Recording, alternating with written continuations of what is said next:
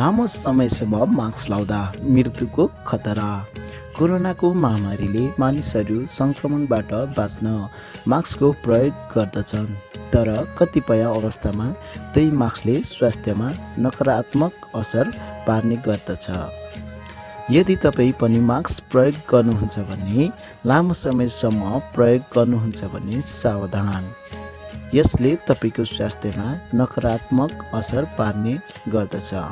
लगातार लामो समयसम्म मास्क लाउँदा शरीरमा अक्सिजनको कमी हुने गर्दछ, जसले रगतमा कार्बन डाइअक्साइडको मात्रा बढ्न जान्छ।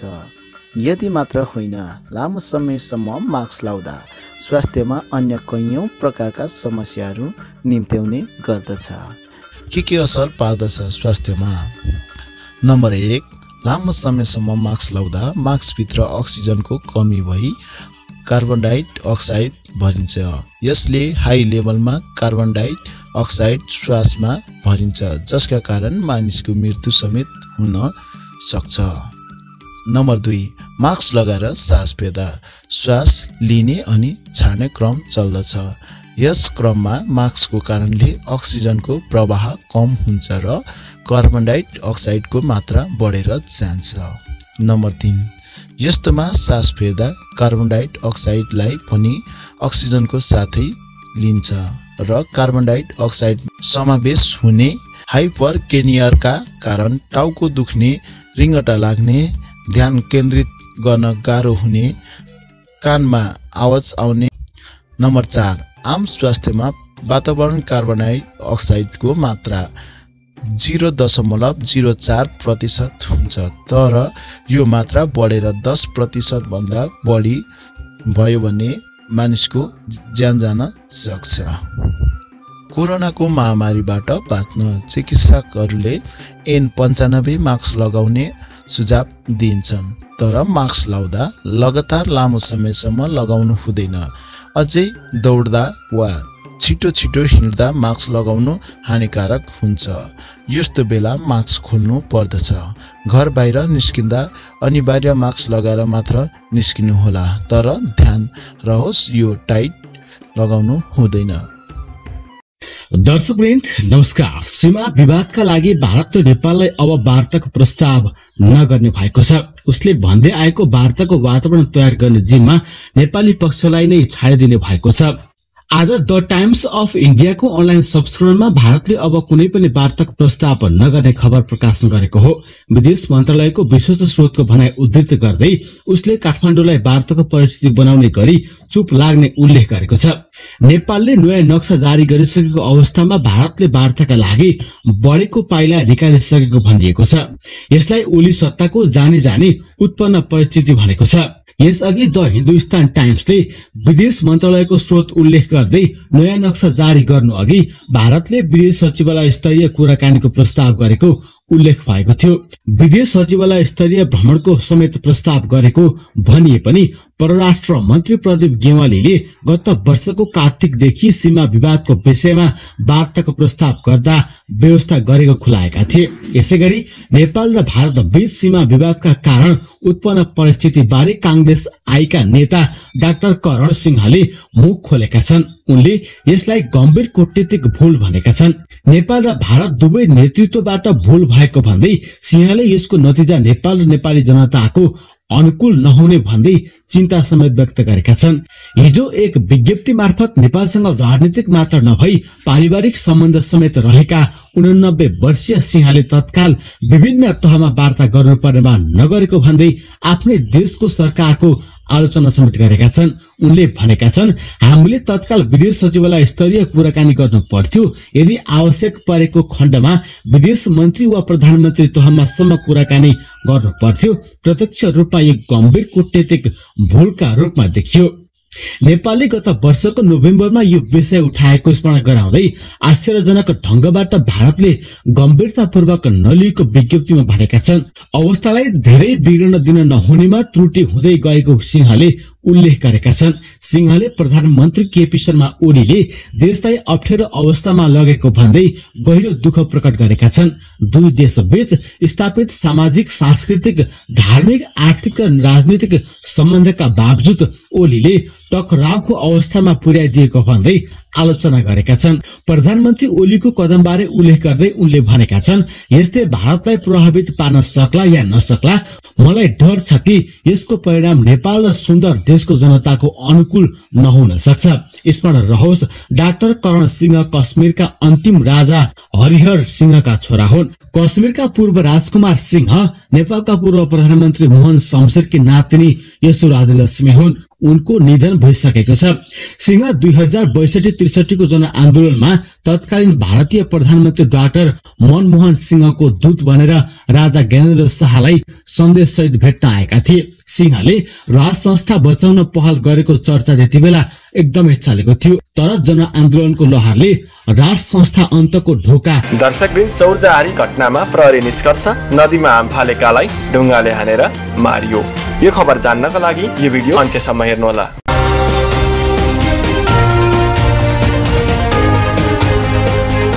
रुकुमको चौरजाहारी घटनामा नवराज विक सहित 6 जनाको सामूहिक हत्या भएको निष्कर्ष सहित प्रहरी अनुसन्धानले प्रतिवेदन जिल्ला सरकारी वकिलको कार्यालयलाई बुझाएको छ र सरकारी वकिलको कार्यालयले जिल्ला अदालतमा मुद्दा पेश गरेको छ। जिल्ला प्रहरी कार्यालय रुकुमका अनुसार भाग्दै गरेको समूहलाई योजनाबद्ध रूपमा बाटोमा छेकेर हत्या गरेको अनुसन्धानबाट भेटिएको छ। मृतक नवराज र उनकी प्रेमिका भनिएकी मल्ल थर्की युवती बीच पहिले राम्रो सम्बन्ध भए पनि पछिल्लो समय सम्बन्ध बिग्रिएको थियो। तैपनि लान सकिन्छ कि भनेर युवक साथीहरू लिएर युवतीको गाउँ गएको प्रहरी अनुसन्धानबाट खुलेको छ। स्थानीयसँग विवाद भएपछि युवतीको गाउँमा पुगेका समूह भागेको भन्दै एक अनुसन्धान अधिकारीले भने उनीहरूलाई छेक्नलाई तल मान्छे राखिएको पाइएको छ। यो कार्यमा संलग्न 34 जनालाई प्रतिवादी बनाएर प्रतिवेदन पेश गरिएको प्रहरीले जनाएको छ। त्यसमध्ये 29 जना पक्राउ परिसकेका छन् भने 5 जना फरार प्रतिवादी बनाइएको जिल्ला सरकारी वकिलको कार्यालय पश्चिम रुकुमका न्यायाधिवक्ता केशव चापागाईले खर नेपाल टिभीलाई जानकारी दिए। उनका अनुसार वडाध्यक्ष युवती सहित उनका बुबा, आमा, दाइ लगायत प्रतिवादी बनाइएको छ। प्रतिवादीलाई आजीवन जन्म कैदको माग गरिएको चापागाईले बताए। उनका अनुसार प्रतिवादी मध्ये 4 जना महिला र बालबालिका छन्। सबै प्रतिवादी माथि 6 जनाको हत्या गरेको आरोपमा कर्तव्य ज्यान, 13 जनालाई घाइते बनाएकोमा ज्यान मार्ने उद्योग र जातीय छुवाछुत ऐन अनुसार पनि कारबाही गर्न माग गरिएको छ। नवराज विकास सहितको टोली युवतीको घरमा पुग्दा जातीय विषयमा विवाद हुँदा घटना भएको भन्दै जातीय छुवाछुत ऐन अनुसार पनि कारबाही गर्न माग गरिएको एक प्रहरी अधिकृतले खर नेपाल टिभीलाई जानकारी दिए। उनले अमानवीय एवं क्रूरतापूर्वक हत्या गरिएको विषय हो। नदीमा हाम फालेका व्यक्तिलाई पनि ढुङ्गा हानेको भेटिएको प्रहरीको भनाइ छ। प्रतिवादीले समेत यसलाई स्वीकार्दै बयान दिएका छन्। जेठ 10 गते रुकुम पश्चिम चौरजाहारीमा वडा नम्बर 8 की मल्ल थर्की युवतीसँग प्रेम विवाह गर्न जाजरकोटको भेरी नगरपालिका वडा नम्बर 4 का नवराज विक 19 जना समूह लिएर चौरजाहारी पुगेका थिए। केटी लाने पक्ष र केटी पक्ष बीच झडप भएको थियो। त्यस क्रममा नवराज, टेकाराम सुनार, गणेश बुढा लगायतको सब फेला परेको थियो। दर्शकवृन्द, तपाईलाई यो खबर कस्तो लाग्यो? कृपया हाम्रो च्यानललाई लाइक, कमेन्ट र सब्स्क्राइब गर्न नभुल्नुहोला।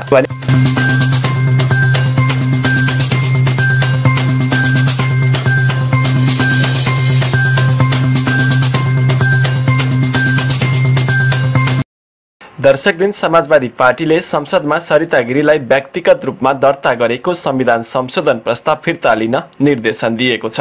बुधबार पार्टीका प्रमुख सचेतक उमाशंकर अर्गरियाले विज्ञप्ति जारी गर्दै गिरीलाई संशोधन प्रस्ताव फिर्ता लिन निर्देशन दिएका हुन्। पार्टीले सो प्रस्ताव फिर्ता नलिए कारबाही गर्ने चेतावनी समेत दिएको छ। सरकारले लिम्पियाधुरा सहितको नेपालको नयाँ नक्सा समेटेर निशान छाप संशोधन गर्न पेश गरेको संविधान संशोधन विधेयक खारेज गर्न माग गर्दै गिरीले संसदमा अर्को संशोधन प्रस्ताव संसदमा दर्ता गराएकी थिइन्। स्रोत र प्रमाण नपुगेको भन्दै उनले प्रस्ताव खारेज गर्न माग गरेकी छन्। उनको सो प्रस्तावको तीव्र विरोध भइरहेका बेला पार्टीले भने यस्तो चेतावनी दिएको हो। मंगलबार मात्रै संविधान संशोधन सम्बन्धी विषयमा सबै दलहरूले सैद्धान्तिक सहमति जनाएका थिए, तर गिरीले भने एकल रूपमा संशोधन प्रस्ताव दर्ता गराएकी थिइन्। दर्शक दिन समाजवादी पार्टीकी सांसद सरिता गिरीको विशालनगर स्थित घरमा बुधबार साँझ युवाहरूको एक समूहले कालो झण्डा राखेका छन्। उनको घरमा राखेको कालो झण्डा प्रहरी पुगेर हटाएको छ। उनको घरमा कालो झण्डा राख्ने समूहको पहिचान नभएको महानगरीय प्रहरी परिसर काठमाडौँले जानकारी दिएको छ। यो घटनाले गिरीमाथि सुरक्षा खतरा बढेको प्रहरीले निष्कर्ष निकालेको छ। काठमाडौँका प्रहरी प्रमुख श्याम गेवालीले कालो झण्डा राखेको सूचना आएपछि प्रहरी टोली पुगेर यस विषयमा अनुसन्धान भइरहेको जानकारी दिए। सरकारले लिम्पियाधुरा सहितको नेपालको नक्सा जारी गरेपछि निशान छापमा पनि सो अध्यावधिक नक्सा राख्नका लागि सरकारले संविधान संशोधन विधेयक प्रतिनिधि सभामा दर्ता गरेको छ। तर संसद सरिता गिरीले स्रोत र प्रमाण नपुगेको भन्दै संशोधन प्रस्ताव खारेज गर्न अर्को संशोधन प्रस्ताव दर्ता गराएकी छन्। यस विषयलाई लिएर सामाजिक सञ्जालमा आलोचना भइरहेको छ। सत्तारूढ दल नेपाल कम्युनिस्ट पार्टीको युवा संगठनले सांसद गिरीलाई कारबाही गर्न माग गरेको छ। गिरीकै पार्टी समाजवादी पार्टीले पनि उनलाई सो प्रस्ताव फिर्ता लिन आग्रह गरेको छ र फिर्ता नलिए कारबाही गर्ने चेतावनी दिएको छ। दर्शक दिन तपाईलाई यो खबर कस्तो लाग्यो कृपया हाम्रो च्यानललाई लाइक, कमेन्ट र सब्स्क्राइब गर्न नभुल्नुहोला। माननीय गंगा चौधरी जी को माफी मांगना होगा ऐसा कहना चाहती हूँ। इसलिए मैं आपसे स्पष्ट रूप में कहना चाहती हूँ कि ये सदन जो है ये खून खौलाने वाला जगह नहीं है। इस सदन से कहना चाहती हूँ अगर इस देश में कोई सच्चा राष्ट्रवादी है तो वो मधेसिया है। और रगत तो बहुत का उमलता है।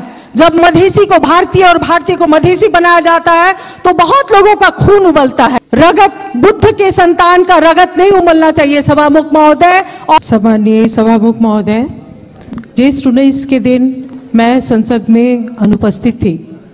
मेरी अनुपस्थिति में वहाँ पे हमारे इस संसद के एक माननीय जी ने जो मंतव्य दिया उसको घृणा का मंतव्य कहा जाता है। अंग्रेजी में उसको हेट स्पीच कहा जाता है सभामुख महोदय, क्योंकि उन्होंने रगत उमलने की बात कही।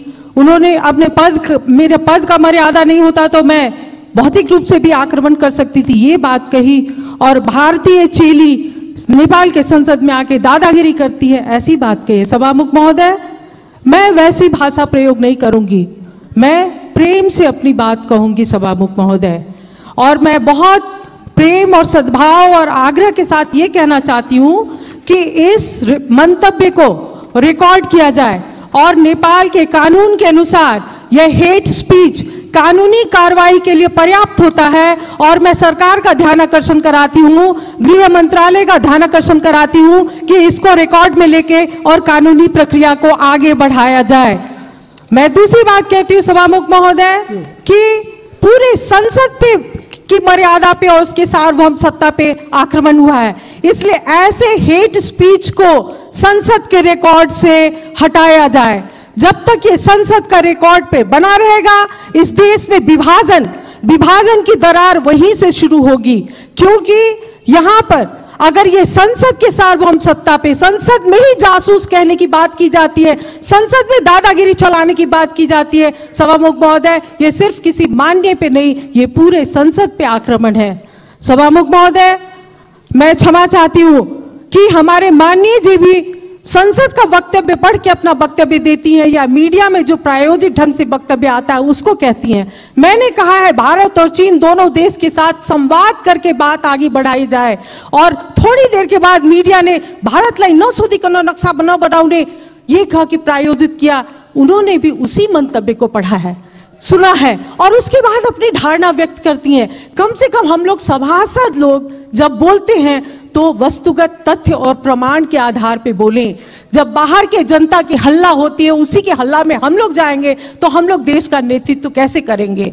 मैं जो दूसरी बात महत्वपूर्ण बात उठाना चाहती हूँ यहाँ पर, हमारे माननीय जी ने एक बात तो अच्छा ही कहा, भारतीय चेली को भारतीय दलाल बोलते बोलते चेली कहा, महिला है सहानुभूति होगी इसलिए इज्जत बढ़ाया है, लेकिन फिर भारतीय जासूस करके उन्होंने सब पे पानी फेर दिया। मुझको भी मालूम है सभामुख महोदय, उनके पति राप्ती जिला के दांग जिला के राप्ती गांव पालिका में जब वो चुनाव लड़ रहे थे तो उनके गांव पालिका के निर्वाचन में भारतीय रुपया बांटा गया। बाद में जब गांव वालों ने पकड़ा कि नहीं, ये भारतीय रुपया तो उत्तर की छिमेकी चीन की तरफ से बांटा गया है, तो कहीं इस संसद में बिना किसी बड़ी शक्ति के आरोप के बिना उनको कैसे हिम्मत हुई? कहीं हमारे उत्तरी छिमेकी चीन के इशारे पे तो उन्होंने एक भारतीय चेली पे आरोप नहीं लगाया है।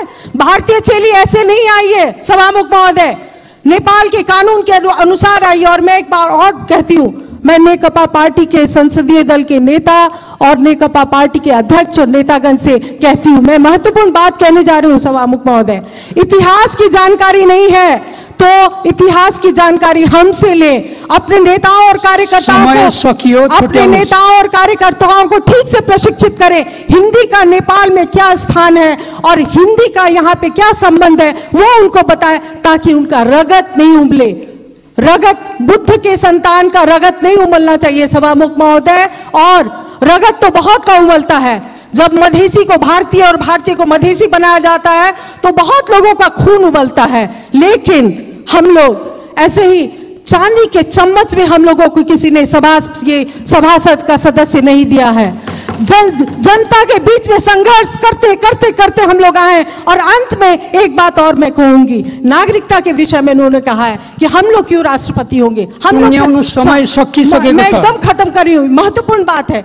तो मैं भी ये चुनौती देती हूँ, मैं चुनौती देती हूँ कि 2072 साल का संविधान बनाने वक्त जब मधेसी सड़क पे थे तो उन्होंने आर्टिकल 279 लाके हमारे हाथ और पैर में जंजीर बांधी है।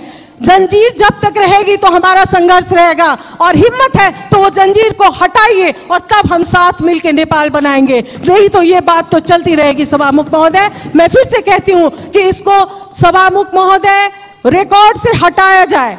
मैं ये मांग करती हूँ, जब तक इसके बारे में ये घृणा का स्पीच इसको रिकॉर्ड से नहीं हटाया जाएगा, मैं क्षमा चाहती हूँ। हम लोग संसद को ठीक से सुचारू रूप से आगे बढ़ने में देने में असमर्थ हैं सभामुख महोदय।